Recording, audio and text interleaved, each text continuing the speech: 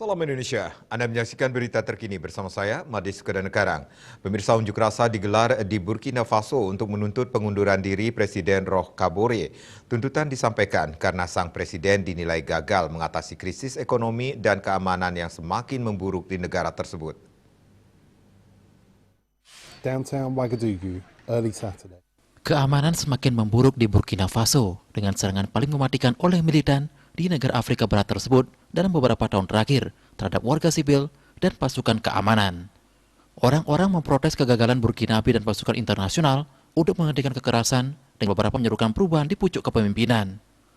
Di pusat kota Ouagadougou, polisi menembakkan gas air mata ke kerumunan pengunjuk rasa yang menyerukan pengunduran diri Presiden Burkina Faso, Roch Kabore.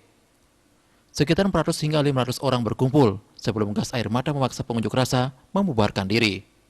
Jurnalis turut terkena gas air mata bahkan setelah mengidentifikasi diri mereka sebagai pers. Seorang jurnalis radio lokal terluka setelah dipukul di bagian wajah dengan tabung gas air mata.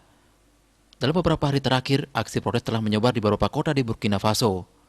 Masa pengunjuk rasa geram pada apa yang mereka katakan sebagai ketidakmampuan pemerintah untuk melawan terorisme setelah kelompok teror yang terkait dengan Al-Qaeda menyerang sebuah pos militer di utara negara dan menewaskan sedikitnya 50 polisi militer. Mamadou Drabo, seorang pemimpin protes, mengatakan masa pengunjuk rasa ingin Presiden Roch mengundurkan diri. Sebelumnya polisi telah memblokir pintu masuk ke alun-alun tempat para pengunjuk rasa akan bertemu.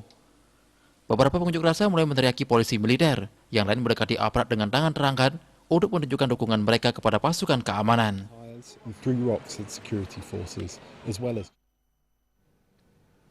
Untuk mencegah penyebaran COVID-19, ingat pesan Ibu selalu terapkan 3M, wajib memakai masker, mencuci tangan, jaga jarak, serta hindari kerumunan.